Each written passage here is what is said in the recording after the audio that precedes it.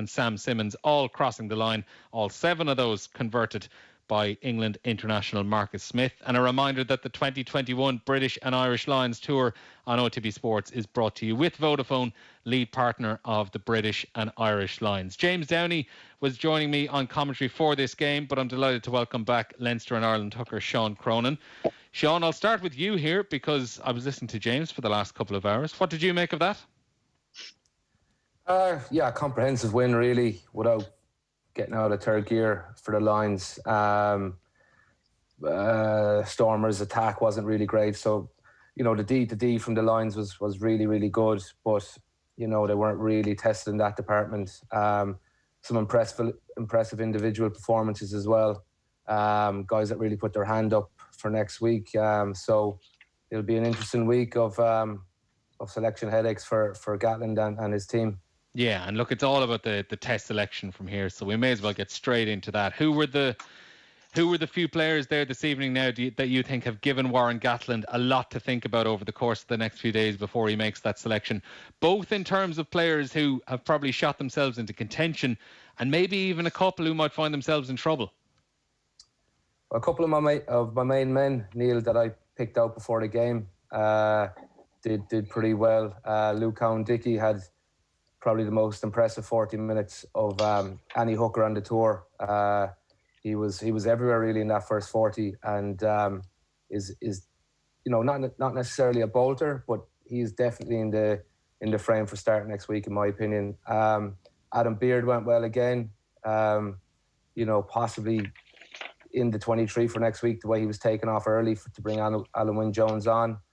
Vunipola, I thought, went well when he came off the bench, probably better than Sutherland had done in the game. Ty Byrne and Jack Conan went well. They couldn't have done much more to put their hands up, but were really, really busy in attack and defence. And Ali Price as well and Van der Merwe, I thought they were the main guys for me that put their hands up big time for next week. Yeah, I'll come back on Luke Cowan-Dickey to you, actually, because in fairness to you, like you did pick him as the potential bolter of the week when we were doing our test selections before the match got underway. What did he do today that you thought was so impressive? Like he was the official player of the match, so the stats will obviously back it up. But what was he doing today? Well, I thought his ball carrying was superb. His tackle, he's such a ferocious chop tackler, and sometimes I see it and I think he's going to get pulled for no arms, but he manages to get the technique perfect every time. And they're big impacts. His line-out thrown was on the money. And the scrum, even though the scrum throughout the game was a bit of a mess, but I think that was down to the Stormers not taking the hit and just trying everything to not make it a contest. So, for me, I think Cowan-Dickey ticked every box. And, I think it'll be him and Ken Owens, but I just don't know in which combination it'll be next week. James, you were also in agreement. Luke Cowan-Dickey seems to be a unanimous man of the match this evening. Yeah, he was everywhere. He was head and shoulders above everyone out there. And Shawnee said it was like an all-round performance from the hooker. His throws and darts are on the money.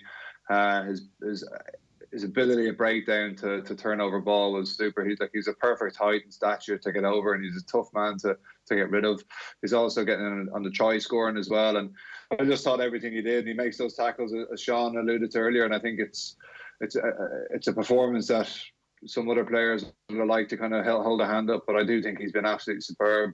He's had a superb year as well with the Chiefs, and I think this could have bolted him ahead of Ken Owens, actually. I think that the safe option, I suppose, would be go Ken Owens, and then you could bring Luke Cowan-Dickey off the bench. I'd like to see Luke Cowan-Dickey start, and it's a reward for how he's played. He's a foreign player. Does Luke Cowan-Dickey, does he have the bulk that Jamie George would have? Sean, I'll put it to Sean first.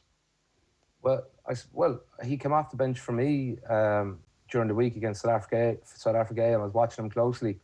And he was ultra physical, and put in some massive hits.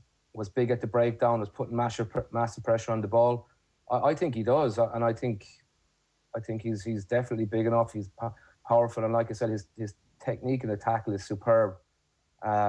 So for me, he's really like he's the form player in my opinion. He came off the back of a good Six Nations, playing really well with Exeter, and now he's brought the form into here. And he looks hungry. He looks like he wants this big time. James, what would your thoughts be on that? Yeah, no, completely agree with everything he said there. He's got that hunger, and you can see it every time he carries with intention and intent. And then every time he goes to the breakdown, he chooses the right time to go in.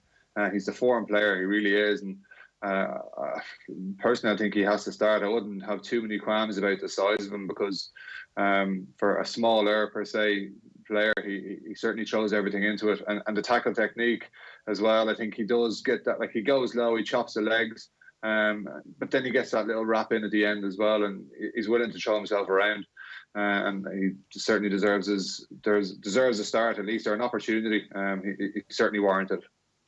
James, on the Irish players, Tadhg Byrne, as we'd mentioned, Jack Conan, both of those played well. Jack Conan got his try. I might start though on Robbie Henshaw. You'd said on commentary it felt like he probably had a quiet enough game, but I suppose we have to wait and see now. Does he have enough credit in the bank built up with Warren Gatland over his performances since rugby resumed back in August? That's the question we probably have to wait and see now over the last week. What would your gut feeling be on that? Look, I think initially I said, look, Robbie kind of had a quiet enough game, but again, I've got to remember as well that he's coming back from a hamstring injury. He probably did enough, I think he's done enough. He was solid enough. It was job done nearly for him. He came off in the 58th minute. Warren Gatland was probably happy enough with what he saw. I do think that he's one of those players, though, and I probably expected too much out of him. And given that Robbie's one of those players who was out with a shoulder injury before, came back and slotted seamlessly into it, and he wouldn't have thought he needed a couple of games to get going. He was straight into it, and he was one of Ireland's best players in the Six Nations, was Ireland's best player in the Six Nations, and he's carried that into it. Unfortunately, the injury did set him back a little bit, but he's shown that he's there, and I'd have all the trust in him that just because he had a quiet enough game, given his high standards, I'd still think that he's the best one there, and he'd be the first name in the team sheet. And on the back of it, and having thought about it even more now since the game's finished, he's one I'd certainly have down to start. Sean, your own thoughts on that? Yeah, look, I think Robbie was coming back from a soft tissue injury in his hamstring, so he was just trying to build himself in the opening quarters of the game, really. Yeah, he was a small bit quiet, but I think Gatland is well aware of what Robbie brings, his physicality in the tackle, as we saw towards the end of the year in numerous games for Leinster, his work rate. So I think, yeah, definitely has enough credit built up in the bank. And I think it was more so to get him a hit out this evening and test out that hamstring and make sure that he's be ready to go for next week. I have a couple of other Irish players this evening. I might move on to Tadhg Byrne next. He was pretty much everywhere, James, from start to finish. Nearly had a try himself before he was pulled back for a forward pass in the build-up. He was someone we were talking about before the match, insofar as if he has a big game today, he puts himself really, really in the mix for test selection, whether it's in the starting 15 or whether it's just in the extended 23. How did you feel he went today? Yeah, I stick with what I said before. I think that he did everything right. He ticked every box. He showed that. I think he's going to be on the bench, and he shows that when he comes on, he can make an impact. He gets turnovers. He's a line-out option. He carries well. He's a support player. He was all over the park today. I'm sure he's got some good stats on the meters made, because he was pretty much everywhere. He's smart in how he goes about attacking a breakdown. He times it right when he needs to go in and when he doesn't, when it's the right time to try and poach. He listens to Wayne Barnes. In fairness, Wayne Barnes was good at his talk at the breakdown and said, there's an opportunity there, or leave it. And he was solid defensively. Look, I think he's another one who's shown that form. He's brought in the form that he had in the Six Nations and across at Munster as well. And he's certainly one who, unfortunately, didn't get the try he wanted, but I do think he's really done enough there. He's held up his hand and he's done enough to make himself at least get on the bench. Sean, as someone who would have played against him a lot in recent years, I've spoken to people who've played with him and played against him, and the word nuisance is the word that tends to actually just be thrown out so much, because he's just one of these players that he always seems to arrive at any situation. He's there on the ground winning the ball. He's disrupting you. He's getting in your face with tackles. He's able to carry the ball. He's able to do so much, and he just seems like an all-round nuisance of a player for the opposition to be dealing with. Yeah, if there was a word in the English dictionary, maybe that could a couple of levels above what a nuisance is. I think that's how you describe playing against Tig. A couple of years ago, made a break and went to present the ball, just I got tackled, and the next thing the ball was gone, and Tig had it in his hands, was running down the pitch in the RDS. So, yeah, he was all action today. You can't miss the blue scrum cap. Like James said, he's very smart in his decision making around the ruck. He's such a good reader there, and picks his opportunities very well. He's an excellent line-out option, and his work rate is through the roof. So I definitely can see him in the 23 for next week. Whether he starts, I'm not too sure. I don't know what Gatlin is going to go for in terms of the makeup of the back row. So I expect to see him in the 23. I think he's done enough. He's brought the form through, and he's playing well in the tour. So we'll see what happens. Elsewhere in the back row, Sean, I'm trying to remember the picks we made before the game. You can correct me if I'm wrong. I have you down as picking Hamish Watson and Tom Curry as your flankers. Did Hamish Watson do enough today to still be there in your mind? Probably not. I suppose we're used to seeing him, his swashbuckling kind of play for Scotland and Edinburgh. Didn't see too much of it today, and I suppose against not a terrible side, but not a great side. So, yeah, probably that's one pick that I probably not going to come true for me. I don't think he probably did enough. No, he didn't have a bad game. He had a solid game and had some nice carries, but probably didn't do enough. James, I might move on to another Irish player then, Jack Conan. Took his try really, really well earlier on in the game. It was an excellent finish. He was involved early on with a couple of big turnovers as well. It's difficult to know. It's difficult to know, is he involved in a test match? But I'm kind of wary to the way you speak about it, because if you look at Jack Conan, 12 months ago, if you had said to him, I would say, we're going to be discussing whether or not you fit into a Lions test team.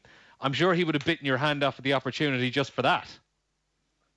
I'm sure he would. I'm sure most players would. But I think given where Jack has or what he's done this year, he's just goes about his business, and you're on to the next level. Okay, fine, that's it. Oh, superb, I'm in. And then, okay, you're just going to go out there and enjoy the experience and kind of see what happens. Not like he's more driven than that. And he goes, right, well, actually, no, I'm going to put myself in an opportunity where maybe Warren Gatlin said, oh, he might be out there as a squad player, whatever you want to call it, and play midweek games.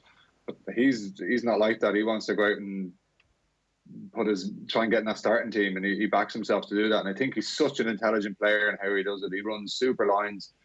He's another like Tig, just smart in how he puts his body about, puts it in the right place, goes in for something at the right time. But his link play and his attitude is second to none. Everything he does, I think today now as well, he just offered himself as that extra link player. And you see Falatau do it an awful lot. Like, he can pick off the scrum, he can do certain things, but just bringing that extra little string to his bow can potentially push him in there. I take your point beforehand that we were talking during commentary, Neil, and he said, it's 3 tests, and it is 3 tests, and there is going to be opportunity. And I think if he's not pushed himself into the 23 next week, I certainly think there is an opportunity and deserved opportunity for him to play in one of the tests further down the line. Yeah, Sean, that was something myself and James were talking about during the commentary, that I suppose we kind of realised we're talking so much about selection for the first test, but this probably is a much different tour where Warren Gatlin might actually have to rejig some of the selections across the second and third tests, just to kind of keep a harmonious camp and keep a happy camp together, because it's probably a dangerous game for him to be playing if he has more or less a set 23 for those 3 matches. You're kind of carrying 15 players who are just going to be holding tackle pads for that period of time. So would you be surprised to see a good few changes along the way throughout the course of the 3 tests? Well, I suppose going back to your point about carrying 15 guys, this squad is very unique from me looking from the outside in that we're talking about selection here across numerous positions, and the competition for places is so fierce, so that I can see changes. I think we're going to pick up a couple of injuries, and I think that there's so little between the players that I think that Gatlin has the luxury to make certain changes or certain tweaks within that squad as a whole, and I don't think you're going to take much out of the team. So who knows what he's thinking. I'd be very surprised if he went down the road of having that set 23 for the next 3 weeks, because that's just not the way it's going to pan out. And there's so little between certain players across the board. I can definitely see a couple of changes here and there for each test match. One player who probably didn't have his finest day, although it's probably hard to match the performances he'd put in so far, James, was Josh Adams. Never really got going for him. He conceded an early penalty for a double movement, and it just seemed there were a lot of turnovers. He knocked on the ball a few times. It was just one of those days that never really seemed to work for him. Similar to Robbie Henshaw, though, has his 8 tries in 3 games given him enough credit in the bank, or is the competition in that back three so fierce that he could be in a little bit of trouble? Well, I think given what's gone on, you kind of have to let him away. Like, he had the birth of his baby daughter, and that was a bit of a distraction. And then you come back in there, and he obviously he was selected for that A game, and things could have been very different. But that's how rugby goes, you know. You got to take your opportunities. I don't know how. He made a couple of silly errors, unforced errors, getting used to the play, and they were early on. It kind of stood out. You could see he was getting frustrated, and they even took him off and put Lewis Rees-Zammit on. Whether he's done enough, I don't know. I think he'd be one now. I wouldn't necessarily put him in the same category as Robbie Henshaw now that he's done enough. I think Robbie certainly has. I think Josh Adams, if I was going to be harsh, I'd probably say he kind of made, he probably needed to just do all right in that game and just get through it, and just no errors, error-free, be clinical, everything he does, do it right, stay in field, nothing to touch, just no mistakes. And he just kind of made 1 or 2, and then the knock-on effect of having a couple and just a little bit short of confidence. And he was even starting to fight at one stage, because you could see he was frustrated. He's made a couple of errors. He did make a turnover in the second half with some good defence now, but if you're being ruthless, I'd say he might have slipped out of the running, but that's me being pretty ruthless there. Always ruthless, James. Always ruthless. No need to apologise for it. One player who did come through unscathed, and everyone, I imagine Warren Gatland, the big result today is that everyone has come through, and it looks like we don't have any injuries. But Alan Wynne-Jones played, I'll make it 27 minutes off the bench. Sean came on in the early stages of the second half, and it looks certainly anyway like he came through that match unscathed. Yeah, I was watching him like a hawk for every carry and tackle. It's amazing, really. I'm starting to doubt the medical prognosis of the injury, to be honest. Was it actually a dislocated shoulder? Yeah, is this the greatest long con since The Usual Suspects? Yeah, Kaiser Sose, It's amazing, really, the fact I like to see him back out there in 17, 18 days or whatever it is. He got through it. He seemed to carry the ball into contact fine. He was tackling. He was trying to choke and hold players up. He was scrummaging. He seemed to get through it fine. So, I was definitely a bit amazed watching it. It's incredible. Fair play to him. Fair play to the medical team that have got him back in the pitch that quickly. So, it's a big, not a gamble, but I think we are all under no illusions that the intensity levels, physicality levels are going to be ratcheted up tenfold for that game next week, and it's a whole different ball game. So again, it'll be an interesting one to see if he start. I presume they'll have to start him, because you can't bring him off the bench, I suppose, and risk him getting an injury, that flaring up again. So we'll have to see what happens.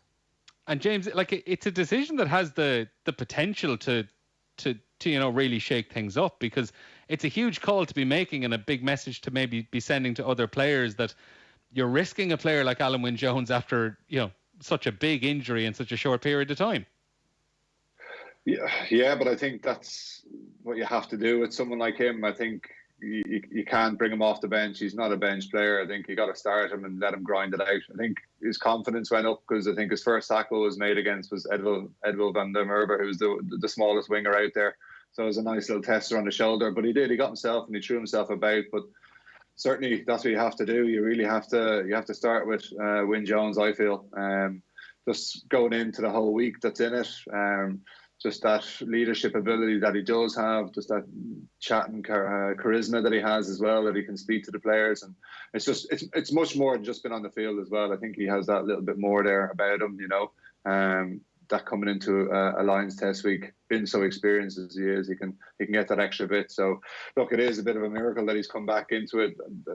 I agree that it probably was a misdiagnosis, or certainly wasn't as severe as it looked, because if it wasn't tested there, it'll certainly be tested this weekend. And if it was a dislocated shoulder, he'll know all about it pretty soon. We're nearly out of time, fellas. Before I let you go, I might just get you to quickly give your call on how the Test series is going to fare out. Who's going to win, and what's the scoreline going to be across the three games? Go on, Shawnee. In terms of, we'll say 2-1 or 3-0. Is that what you're looking for? Yeah. Well, no, I was gonna put you under pressure and say I want the exact score for all three games. No, the Test series scoreline. I'd be heading down to the bookies if I knew that. I'm gonna go out there and say the Lions 2-1. And is it gonna be one in a decider, or they're gonna win the first two, or come from behind? They're gonna win the first one, lose the second, and win the third. That's a nice way to have it. James, I suppose the way I'll phrase it to you, who's going to win next week and who's going to win the series overall? I think the Lions will win next week, and I think the Lions will win 2-1, but I think they'll win the first two and then take the foot off the pedal on the third one and kind of change it up a little bit. But I do think it's all to play for next week. And look, I know today's game wasn't as entertaining as the one last on Wednesday, but it's certainly made water in prospect, and really looking forward to the Lions' first test. James Downey and Sean Cronin, thanks a million for joining us this evening across the show. Just a reminder, the 2021 British and Irish Lions Tour on OTB Sports is brought to you with Vodafone, lead partner of the British and Irish Lions. We'll be back for a recap of today's GAA action with myself after the break. Rugby on Off the Ball. With Vodafone, lead partner of the British and Irish Lions. This Sunday morning on Alive and Kicking, author Joe Cohane on the importance of talking to strangers for our health, and a panel of people who changed career later in life to work in health and wellness. Alive and Kicking with Claire McKenna. This Sunday morning at 9. On News Talk